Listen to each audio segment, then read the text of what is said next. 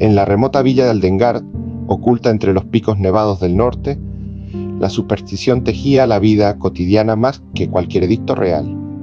Cuando el ganado comenzó a aparecer mutilado y con marcas de garras imposibles, la gente no dudó en culpar a la antigua casa que se alzaba en la colina. La casa sombreada, cuyo último habitante, un anciano ermitaño, había desaparecido misteriosamente 2 años atrás. Marco León, un joven herrero de 25 años, era el único escéptico. Él había sido aprendiz del ermitaño y sabía que aunque el viejo era excéntrico, no era un hombre malvado. Decidido a demostrar la inocencia de su mentor y a calmar el miedo del pueblo, Marco León se adentró en la casa sombreada una noche de luna nueva. La casa era un laberinto de pasillos oscuros y muebles cubiertos.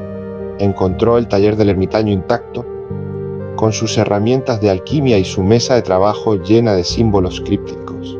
En el centro de la mesa, un pequeño cofre de ébano abierto atrajo su atención. Dentro no había joyas ni oro, sino único objeto, la joya de Aradol. La joya era un cristal facetado de color púrpura oscuro que pulsaba con una luz interna. Según las leyendas locales, era una piedra que absorbía la sombra y el dolor de su portador, otorgándole paz, pero a costa de liberar esa oscuridad en el mundo circundante. El ermitaño había estado intentando purificar la joya. Al tocarla, Marco León sintió una oleada de calma absoluta, pero también una punzada de terror ajeno. Su mente se llenó de imágenes fugaces, su mentor, el ermitaño, rodeado por figuras espectrales, ofreciendo su propio cuerpo como prisión de la joya para salvar a Aldengard. El ermitaño no había huido, se había sacrificado. Marco León comprendió que las mutilaciones del ganado no eran obra de su mentor, sino de la oscuridad que se había acumulado y liberado de la joya tras 2 años sin un portador que la contuviera. Si el pueblo destruía la casa, la joya de Aradol quedaría libre, y su poder corrompería todo el valle. El herrero sabía lo que debía hacer. En lugar de huir, tomó la joya. El cristal se incrustó en su pecho, justo sobre su corazón, y el dolor de los años de sufrimiento del ermitaño y la sombra liberada se vertieron en él. Marco León no huyó ni se volvió loco. Su linaje de herreros no solo trabajaba el metal, también forjaban la voluntad. Tomó su martillo y un trozo de hierro de la fragua. Concentró toda su rabia, su dolor y su voluntad indomable en el metal y lo forjó en una cadena gruesa y densa. A la mañana siguiente, Marco León salió de la casa sombreada. Ya no era un simple herrero, sino un hombre marcado con la joya de Aradol brillando débilmente bajo su ropa. Caminó hacia la plaza del pueblo y, sin decir una palabra, se ató la cadena al tobillo, asegurándola a una gran roca ancestral, un monolito de piedra que el pueblo había ignorado por generaciones. El pueblo lo miró con miedo, pero él solo alzó la mirada y les dijo: «Soy vuestro guardián. La oscuridad está atada y yo su ancla. Olvidad la colina y vivid vuestras vidas». Marco León se exilió a sí mismo en la casa sombreada, atado por la cadena que él mismo forjó, custodiando la joya de Aradol y conteniendo la sombra para siempre. Aldengard regresó a la calma. Los murmullos y los ataques cesaron, y aunque el miedo a la casa en la colina nunca desapareció, se transformó en una reverencia silenciosa hacia el joven que renunció a su libertad para convertirse en el ancla del mal. El perro orinaba en el alcorque del árbol triste de la esquina, un árbol gris, sin primavera de la ciudad. Desde la ventana estrecha, también gris, Nancy se preguntaba por qué la misma urgencia fisiológica le pujaba ya con tanta alarma. Había pasado 6 días sin dormir, 6 noches densas, turbias y espesas, y ahora se disponía a visitar una agencia para una nueva colocación. Se había quedado dormida un instante y un golpe en la puerta la despertó. Abrió, al fondo del pasillo, una puerta. Al fondo del pasillo, la primera puerta a la derecha.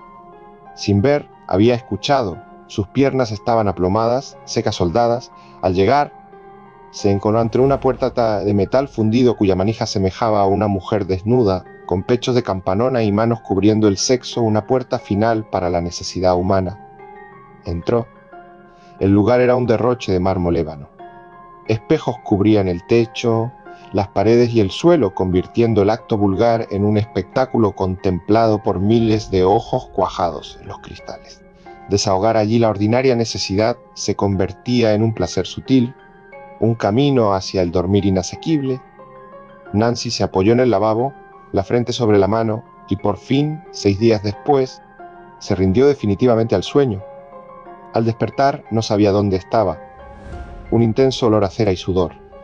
Tenía una escoba en la mano, un escobillón pajuso y mal domado, que era su nueva herramienta de trabajo. Yo, Nancy, se dijo tratando de ordenar su mente, tengo una escoba en la mano, estoy en la pista de baile. Recordó el incidente en la agencia de colocaciones. El jefe del negociado, con baba como almíbar entre los dientes, le había ofrecido el puesto a cambio de un detalle. Ella le escupió. La mujer del jefe, una buscona de envidias, la maldijo, morirás despierta. Arre. La agencia le había dicho, ve y barre. ¿En dónde? En la pista de baile. Despierta ir a otra. Frente a ella una explanada de danza. Los farolillos y guirnaldas eran ojos de borrachos o sesos humanos. Cientos, tal vez miles de cuerpos sudorosos ocupaban el lugar, bailando incitadoramente al compás de canciones de cuna. Duérmete, niño, que viene el coco. Nancy comprendió que aquella pista de baile no era un suelo cualquiera, era un puente levadizo. Y su labor de limpieza no era barrer, sino una tarea quirúrgica. La escoba se movía sola seleccionando a 4 bailarines. Los colocó cuidadosamente uno tras otro, justo sobre la división de la calzada, allí por donde el puente se abría. La escoba arremetía entre sus piernas, simulando un puente agudo por donde algo debía pasar. El dolor en la entrepierna de Nancy era intenso, sincronizado con el desgarro de la escoba. Un empujón despiadado del palo la hizo aferrarse a una palanca que salía de una máquina cercana. La palanca cedió sin un chirrido. Todo fue muy rápido, hiriente. La palanca había puesto en acción la máquina elevadora. El puente levadizo comenzó a alzarse lentamente hacia la vertical. A derecha e izquierda, los infatigables bailarines caían y caían sin cesar al vacío, como almas destinadas a alguno de los infiernos. El dolor se centró en el desgarro de los 4 sujetos en el centro del puente y en el suyo propio. El último aire de dolor le entró tan hondo que el sueño se le fue de golpe. Vio todo perfectamente nítido, abrió los ojos. Estaba en el mismo lujoso aseo de mármol ébano, acostada sobre el suelo del medallón ovalado, el espejo. Su respiración se normalizó. El terror de la pista de baile y los 6 días sin sueño se disiparon como una pesadilla febril. Por fin, el descanso. Se levantó con una sonrisa de alivio, una calma total. Todo había sido el cansancio acumulado. Se acercó a la puerta, tendió la mano para salir y aferró la fría manija metálica. Pero al tirar de ella, sintió el mismo clic de máquina que había escuchado en el puente. Se detuvo. Miró su reflejo en el espejo del techo y luego en el de la pared. El rostro que la contemplaba no era el de Nancy, la muchacha exhausta de 6 días sin dormir. Era el rostro anónimo y descansado del jefe del negociado, con su corbata perfectamente anudada y una mueca de satisfacción. Había regresado. El hombre se instanteó una picazón lacerante.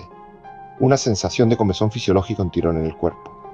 El jefe, ahora despierto y listo para su jornada, se asomó por la ventana estrecha gris y triste, buscando a un perro que orinaba en el alcorque, y un grito histérico se ahogó en su garganta. 6 noches sin dormir acababan de comenzar,